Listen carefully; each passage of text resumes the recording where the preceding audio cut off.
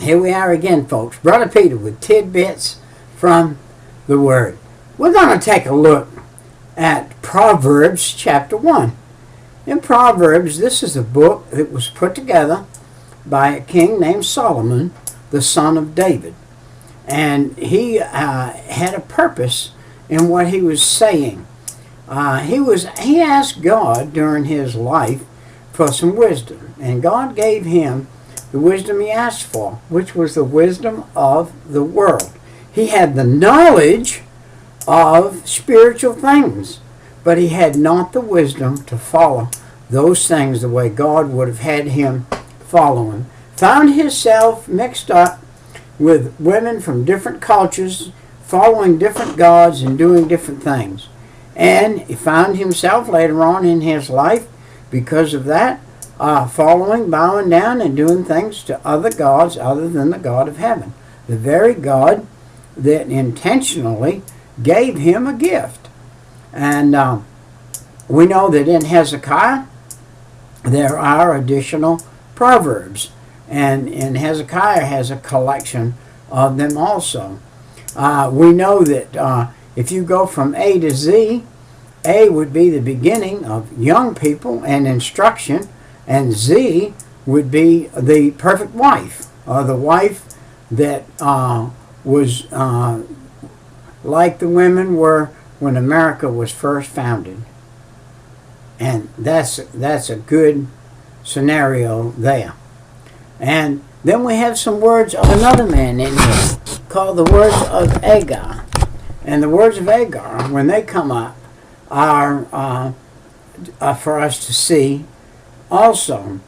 And let's look at the purpose. It said, verse 2 says, to know wisdom and instruction, to perceive the words of understanding. If you have any knowledge at all of the Hebrew language, you'll know it was more pronounced in a big sense of the word than our language is. You could say something and it meant more depth than you heard what it said.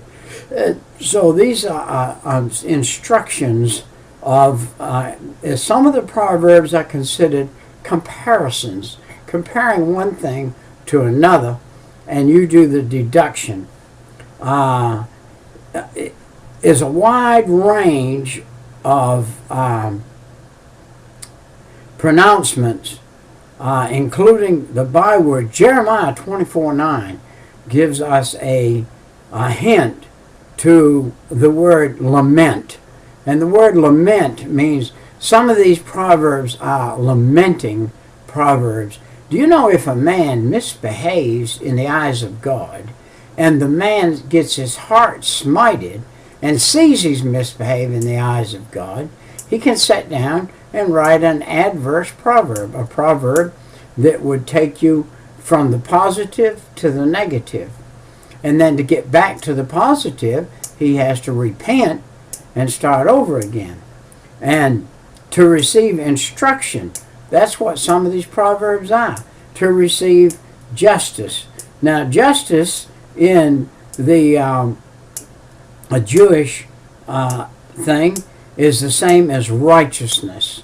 If you hear the word justice in Hebrew language, you will hear the word same as righteousness. When you hear the word wisdom, though, that means wise behavior. Wise behavior is wisdom.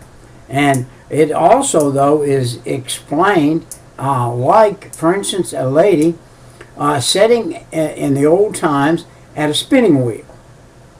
And she's putting several pieces of hair and stuff in there, and she's running that spinning wheel, and it's winding that hair together, and it's winding a long trail of story of it there. And that's kind of like the words run together of wisdom. They're like winding together the whole picture or the whole story. And if you wind it together, this is what you come up with. And in Exodus 35 and 26, it talked about engraving. Well, this is what God did with his finger when he wrote the 10 Commandments. He engraved the 10 Commandments when he did them. And so because he did that with his finger, and he had to do it twice. I don't particularly think that God likes doing things twice, but he will for mankind, and has done it in the past. Now we see the word, as we saw the word, during engraving, designing. For instance, we also see in Exodus 35 a proverb that talks about in warfare.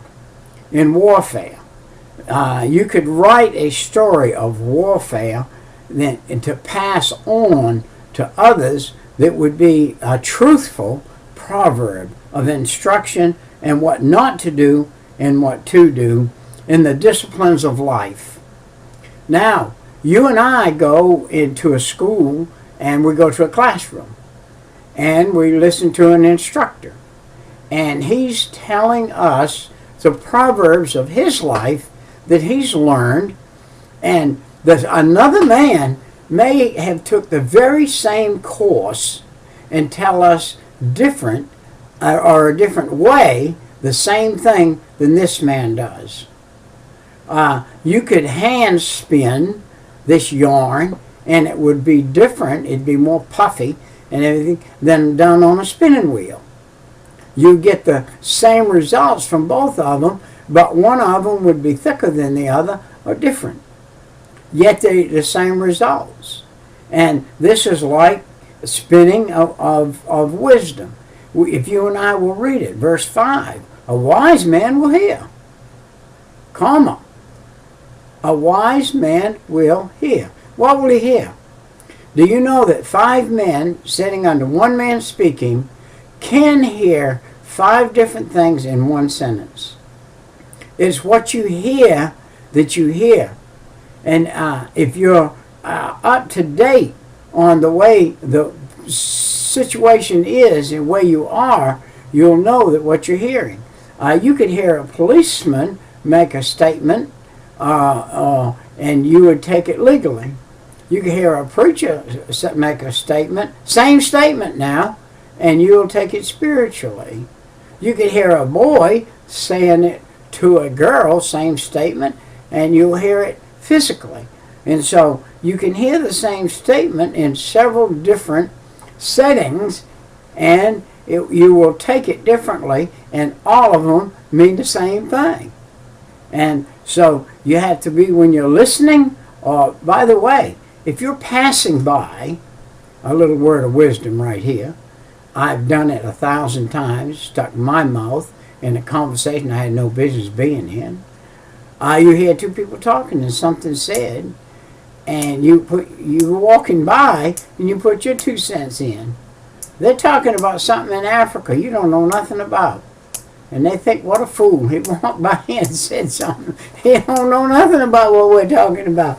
It's best to learn to keep your mouth shut unless you're brought into the conversation by the person that's doing it. And so I've done it, and I've done it, and I've done it. And but instruction is understanding. Understanding. What is understanding? Understanding is the capability of distinguishing between the truth and the false. That's what understanding is. To understand between the truth and the false. We need to do that. We need to understand between the truth and the false. There are proverbs that have been said through life that have no meaning. They go nowhere. They have no meaning. Let me tell you who put one out. Samson put that proverb out about the honey in the carcass. And to the average person, that had no meaning. Unless you knew who he was, and you knew, who Samson was, and you knew he was never supposed to touch a dead body. And the honey that went in there.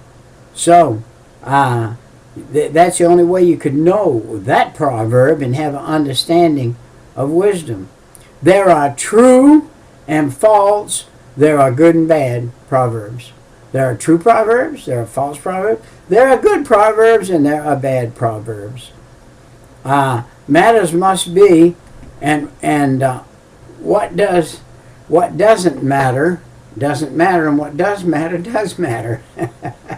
To have enough wisdom to know what matters and what doesn't matter.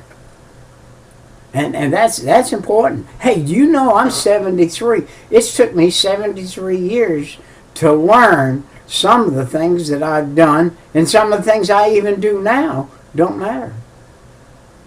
They're not worth a hill of beans. Will I continue to do them until I die? Probably. Probably. I won't receive some of the very proverbs that I should perceive in a certain way. I don't perceive them in that way. And so we're all human beings, and we're all going to have understandings and misunderstandings. We're all going to have failures. None of us are going to be perfect. It says a wise man will hear,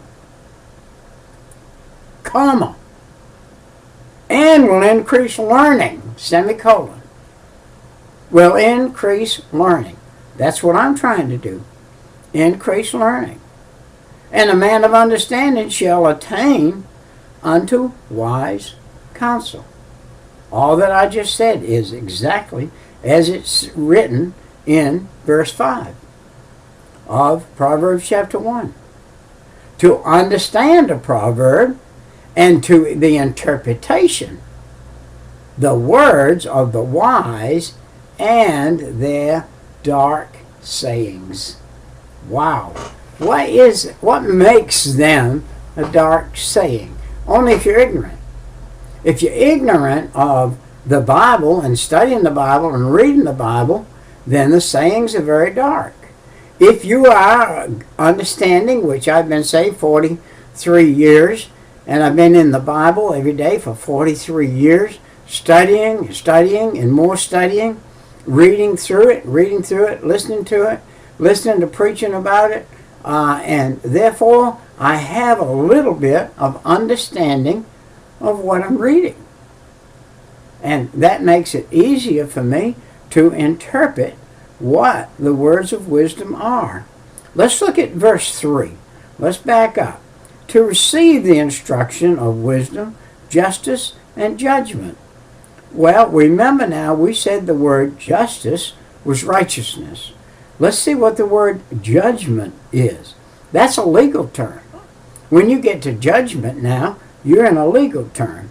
And the same word as righteousness refers to the conformity of equality or equity.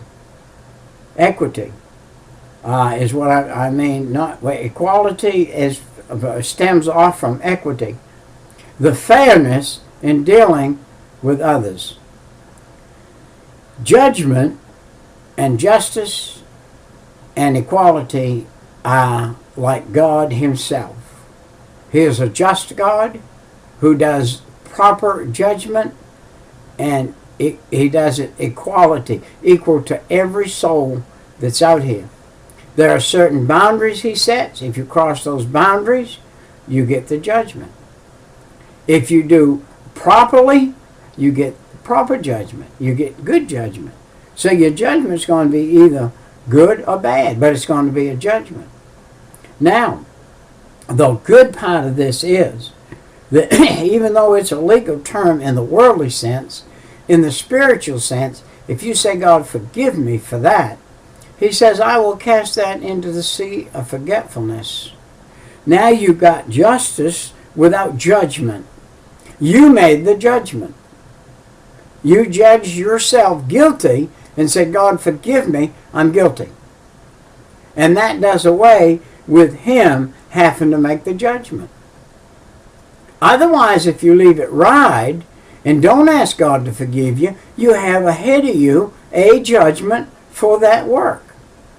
If it was a bad work, you're going to have a judgment for it. What can you do with a bad work? You can lose a reward. You can have a loss of rewards through bad judgment. So, look, every morning, Matthew chapter 6, verse 9, the Lord's Prayer. Every single morning. Every morning. You say, Brother Peter, you pray that every day? Jesus taught 12 disciples to pray it every day. Our Father, which art in heaven, hallowed be thy name, thy kingdom come, thy will be done on earth as it is in heaven. Give us this day our daily bread.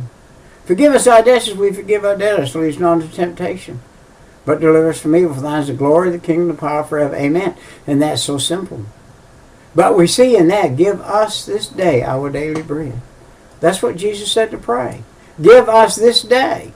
So what does that mean? That means you're praying that prayer every day. And it's what he told the disciples to do. Let's look at, after we go past the judgment, let's look at something he said up here. Let's see, to understand, verse 6, to understand a proverb and the interpretation, semicolon, the words of the wise, comma, and their dark sayings. We crossed that bridge a few minutes ago. The simple narrative of that is the young, who are null and void of some understanding, do not know how to address the everyday proverb they might hear. And yet the middle age or the older would understand this simple proverb. And so you must listen. I tell my boys, I have boys going into the 6th grade. I have 8 or 9 of them. And their parents nowadays and the system nowadays have got their fingers in the games all week. They're playing those games all week.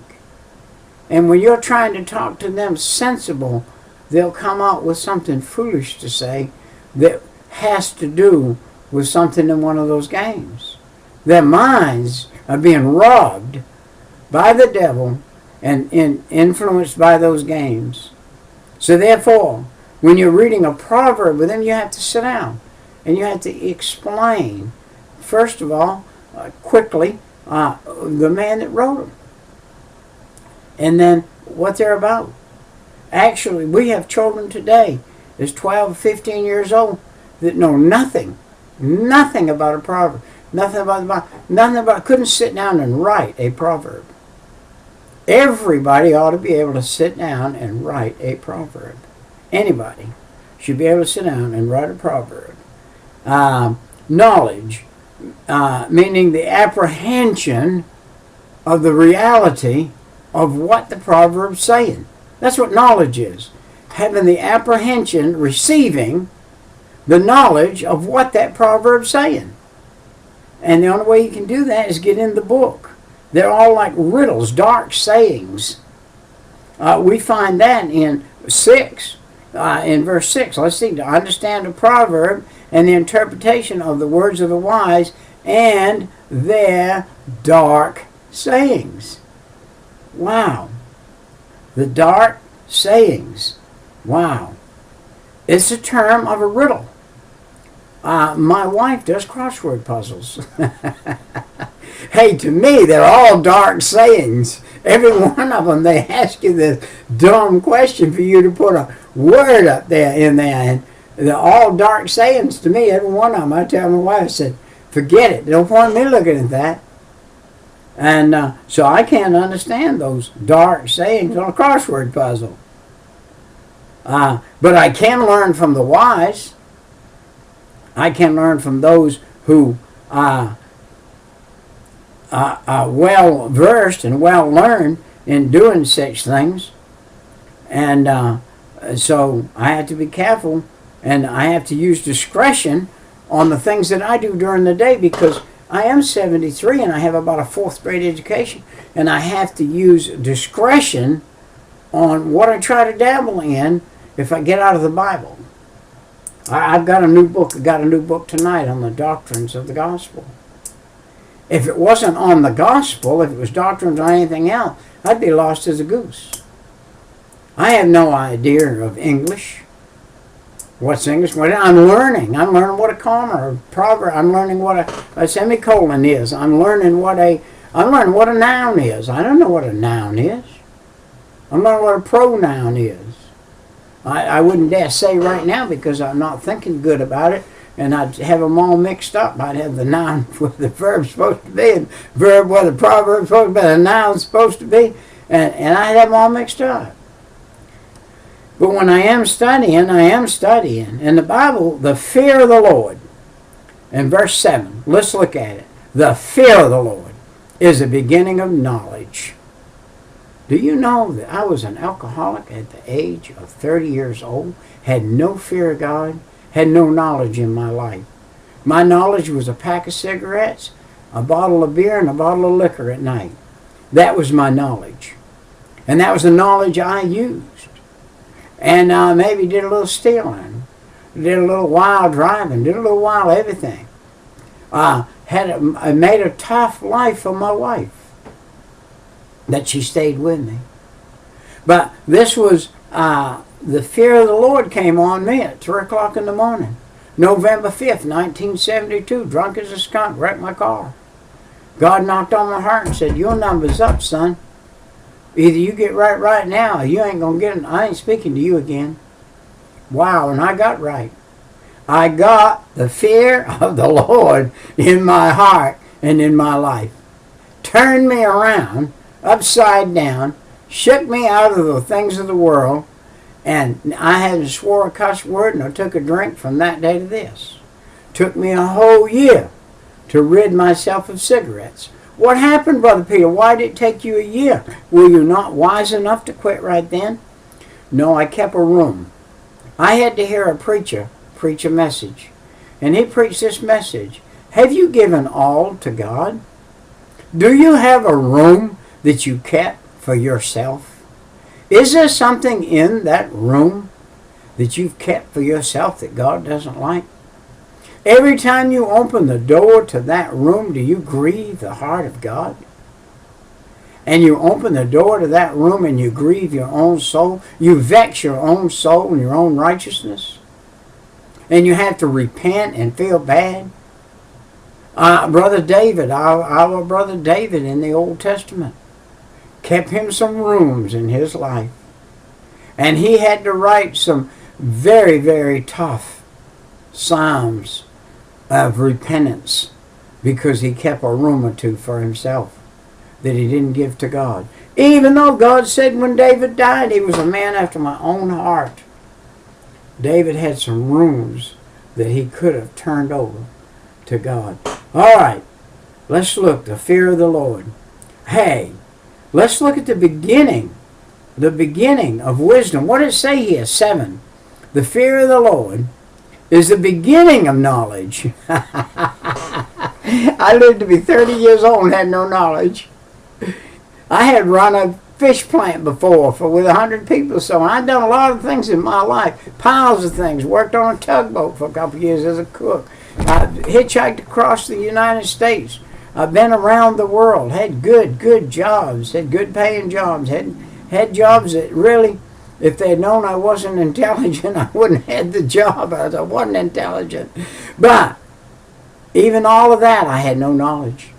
I had no knowledge of what the real world is. The spiritual world. The real world is God's world. The devil's world out here is a mockery. It's a mockery to a human being. And so if you want to learn wise, dark sayings, get the fear of the Lord. And you'll have the beginning, it says in verse 7 here.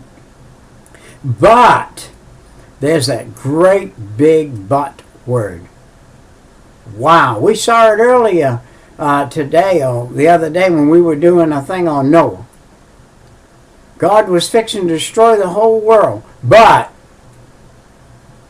he found a righteous man, Noah. And he detoured destroying the whole earth because he found one righteous man, that word but.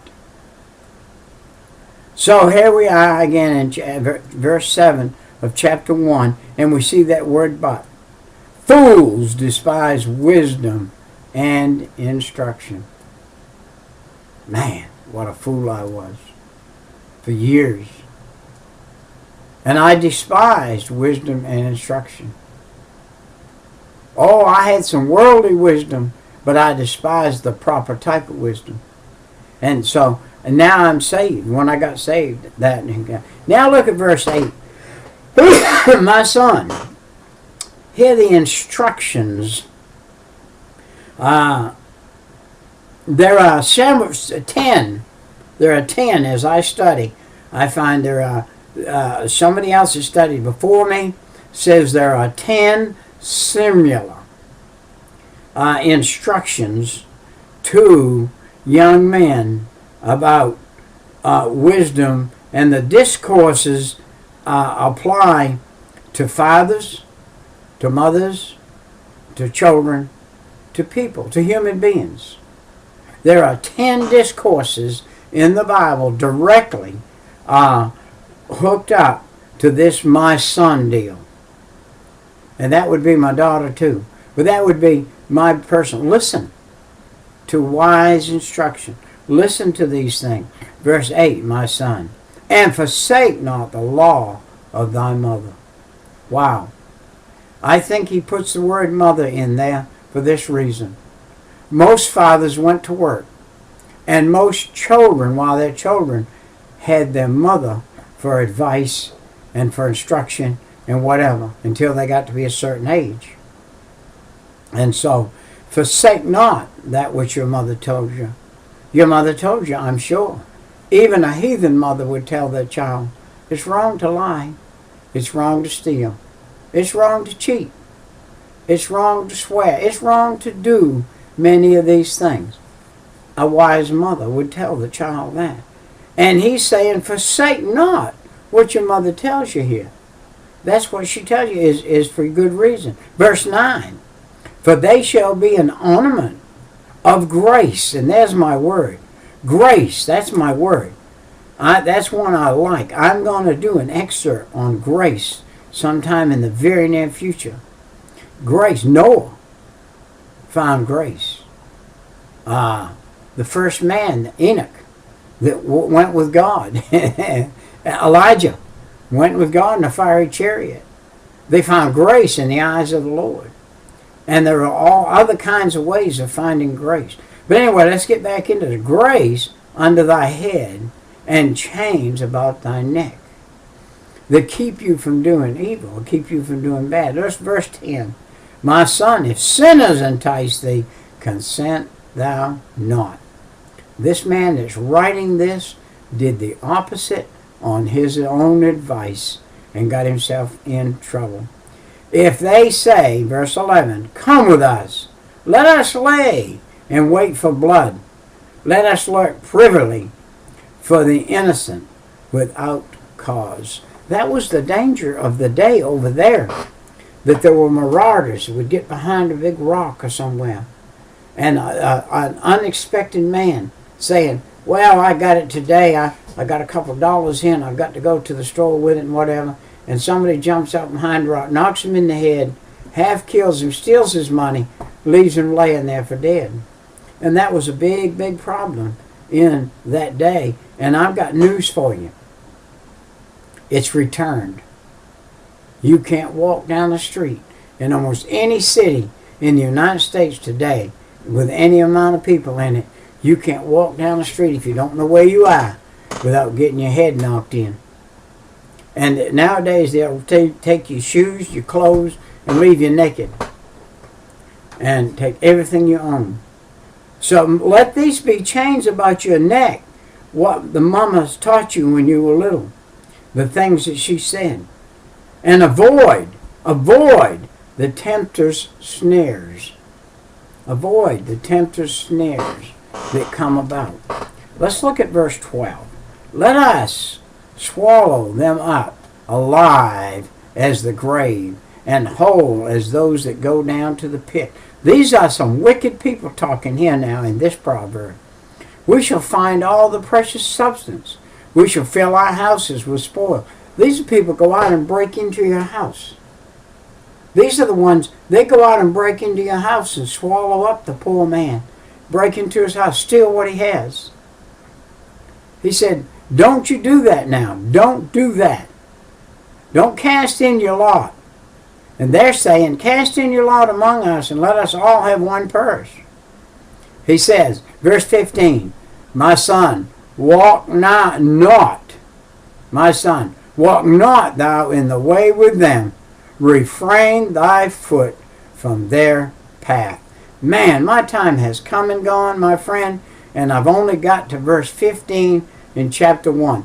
I shall do some more of these under the auspices of my wife saying anything more than 30 minutes is not good. I'm going to knock off right here. 30 minutes and 31 seconds. Bye-bye.